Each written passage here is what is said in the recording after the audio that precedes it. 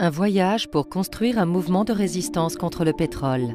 La vie au delta du Niger n'est pas comme dans les films. L'Ouganda est un très beau pays. On l'appelle la perle de l'Afrique.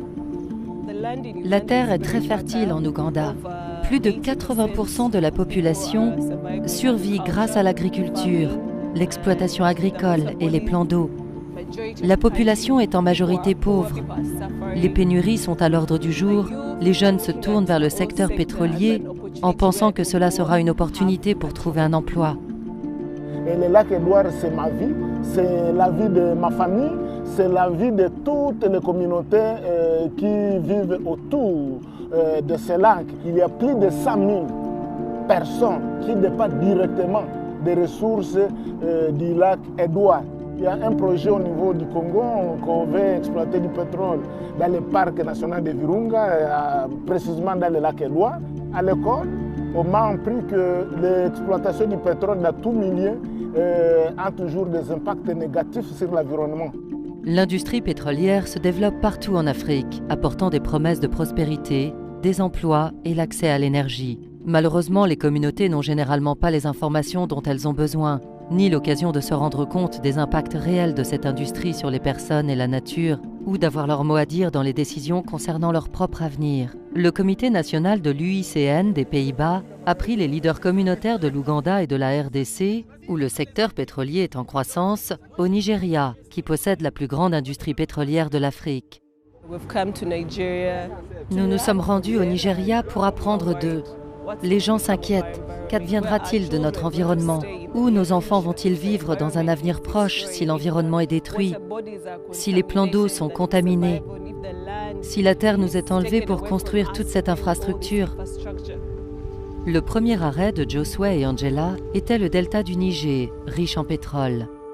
Pendant des décennies, les communautés ici ont accueilli des raffineries de pétrole, des tuyauteries et sites d'extraction. En 2004, un grand déversement de pétrole a dévasté la région, tout en polluant l'eau et en détruisant les moyens de subsistance.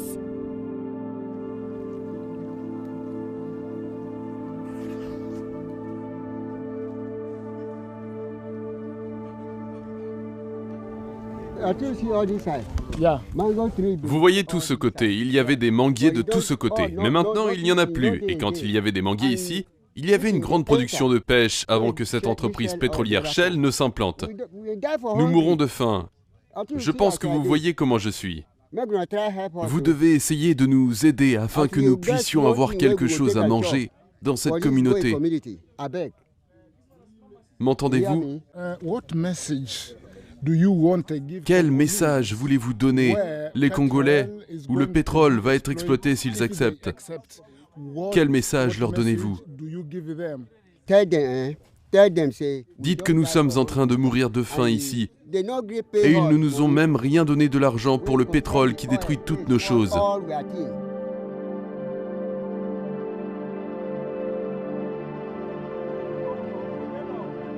Moi, je suis pêcheur comme toi, je viens de la RDC, je suis avec nos pêcheurs au niveau de l'Ouganda. Quel est l'impact direct de l'exploitation du pétrole sur la pêche? Le pétrole a fait tellement de choses, a détruit tellement de choses. Même la rivière n'était pas aussi grande que ça. Depuis que je suis venu ici, aujourd'hui, je n'ai rien obtenu. Même si vous regardez à l'intérieur, il n'y a rien. Et si le pétrole continue maintenant, comment est-ce que vous voyez votre vie d'avenir? Puisque vous dépendez de la pêche et ça détruit toujours. Et si ça continue, quelle sera votre vie, tes enfants, ta femme et consorts? Ça va détruire tellement de choses. En fait, nous n'avons pas une très bonne santé comme avant. Même chez moi, tous mes enfants tombent malades. Même dans ce que je mange, en fait, mon estomac souffre, car toutes ces choses-ci contiennent du pétrole.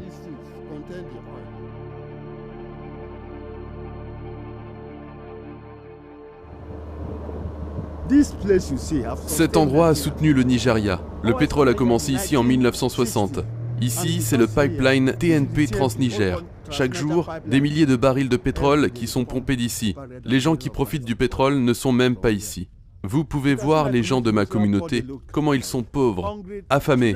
Les enfants ne peuvent pas aller à l'école. Nous ne pouvons pas avoir de médicaments pour nous-mêmes. Les filles et femmes sont toutes tombées dans la prostitution. À cause de la faim, nous sommes devenus des réfugiés. Ils ont pris notre pétrole, nos droits et ont détruit notre environnement. Et nous battent même, quand ils viennent avec des bottes de soldats pour nous faire peur.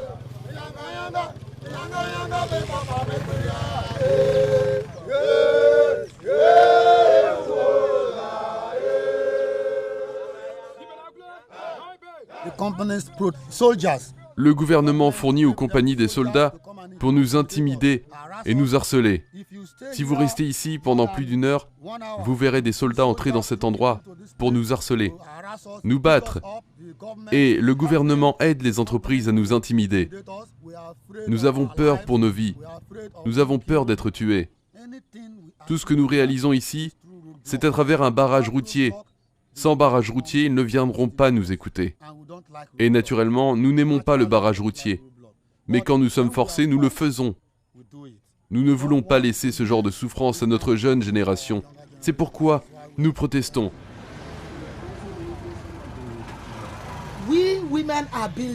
Nous, les femmes, sommes des constructrices. Les femmes sont les plus touchées par la marée noire ou le déversement d'hydrocarbures dans nos cours d'eau, l'air. Beaucoup de femmes meurent à cause de ce mauvais air que nous respirons. Et nous pensons qu'il est grand temps que nous rejoignions nos pères, nos jeunes, nos frères. Parfois même quand les hommes vont parler en notre nom, ils n'expriment pas exactement ce que ressentent les femmes. Nous disons donc, nous allons nous lever maintenant et lutter nous aussi pour nos droits. Il y a la pauvreté et la faim partout. Les femmes et les enfants meurent. L'air est pollué. Nous ne respirons plus le bon air. Et puis ceci est notre problème. Nous ne pouvons pas nous asseoir et laisser nos enfants venir et souffrir comme nous souffrons. Ce que je vis là-bas, vraiment, c'est catastrophique. J'aimerais en ce que chez moi, cela ne soit pas. Donc nous ne voulons pas penser que notre milieu soit contaminé comme la terre d'ici au Nigeria.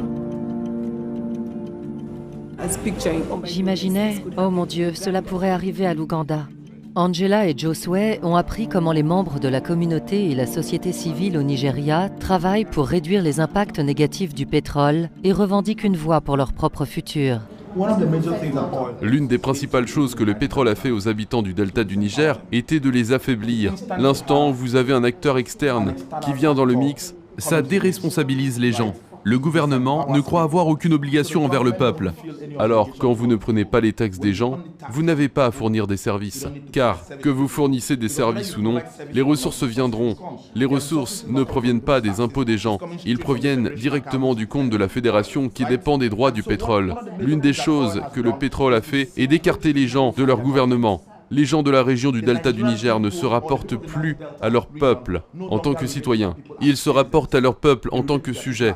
Transparency International classe le Nigeria parmi les endroits les plus corrompus de la planète. Il est globalement jugé comme un État en faillite. Il y a eu essentiellement une guerre civile dans le delta du Niger. C'est ce que le pétrole nous a apporté. Dans la partie nord de ce pays, nous avons l'insurrection de Boko Haram. C'est un conflit qui dure depuis 6 ans. C'est une conséquence du pétrole. Donc, en tant qu'action sociale, l'une des principales choses que fait notre organisation et la plupart des organisations est d'abord de rendre cette possibilité aux gens de cette communauté, d'avoir un intérêt dans la gestion de leurs ressources, pouvoir dire où vous forez et où vous ne forez pas pour le pétrole, pouvoir même dire si vous devez forer ou non. Nous espérons que par le biais des actions que nous menons, créer des espaces pour que les gens puissent interagir, pour que le gouvernement et son peuple interagissent afin de combler cet écart entre le gouvernement et le peuple, ramener le gouvernement au point de responsabilité. En faisant cela, nous croyons que nous définissons, rééduquons, renforçons le contrat social. La corruption est un très grand problème en Ouganda. Les gens nous demandent toujours, le gouvernement est-il transparent? Combien d'argent va revenir pour construire nos routes, construire nos centres de santé? Et nous avons constaté un manque de transparence en ce qui concerne les revenus pétroliers. Vous voyez d'abord la corruption partout où il y a les pétroliers, puisque j'ai vécu la corruption au niveau de chez moi, car Soko International est venu faire l'exploitation et il a corrompu la plupart des gens. Vous voyez, la corruption tue la communauté, tue la société. Angela et Josue ont vu que beaucoup de Nigérians travaillent pour construire un avenir qui ne dépend pas du pétrole.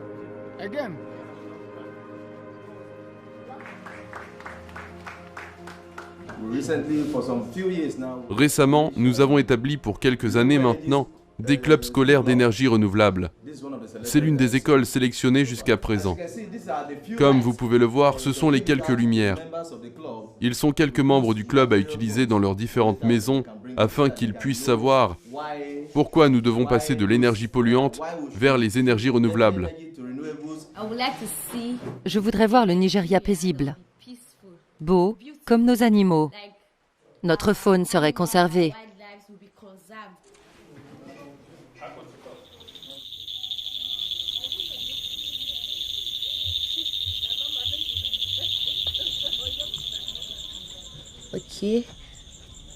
Si vous appuyez dessus, elle s'éteint, puis elle s'allume. Si c'est trop sombre pour vous, vous appuyez à nouveau, elle augmente. Là, la dernière, elle devient plus lumineuse.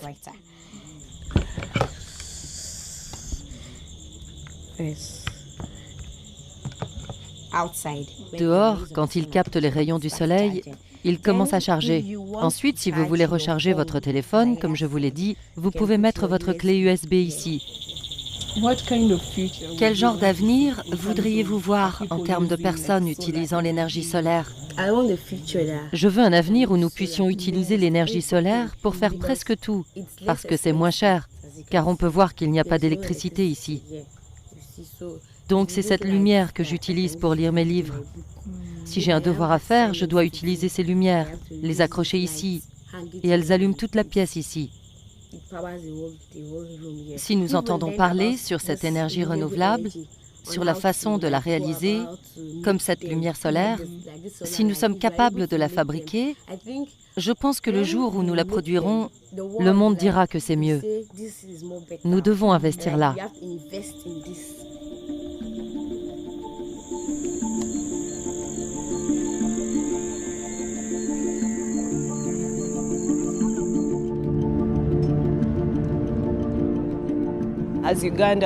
En Ouganda, nous pouvons faire pression sur le gouvernement pour qu'il adopte les bonnes lois pour protéger l'environnement et protéger les gens. Nous avons besoin d'énergie abordable. Alors nous préconisons vraiment que le gouvernement investisse dans l'énergie solaire. Nous avons beaucoup de soleil en Ouganda. La RDC, l'Ouganda et le Nigeria, nous voulons être capables de nous unir. Prenons position et disons « pas d'activité pétrolière dans les aires protégées, pas d'activité pétrolière dans les parcs nationaux ». Car en fin de compte, ce sont nos enfants qui en bénéficieront, leurs enfants qui en bénéficieront. Les Ougandais, nous avons une même lutte puisque moi, nous partageons le lac Édouard, la même biodiversité du parc national de Virunga et c'est la même biodiversité du parc national Reine Elisabeth. Il est impossible de distinguer les poissons d'Ouganda et les poissons du Congo puisqu'en dessous du lac, il n'y a pas de frontières.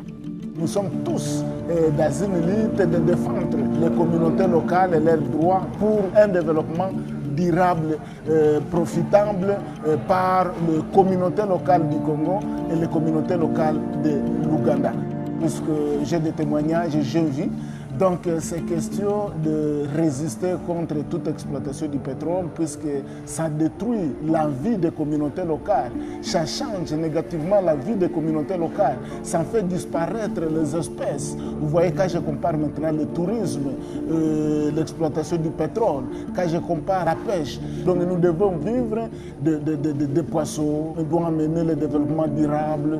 Je ne veux pas penser que la population de chez moi au Congo soit victime d'un développement éphémère comme ici au Nigeria, un développement éphémère mais qui tue les gens.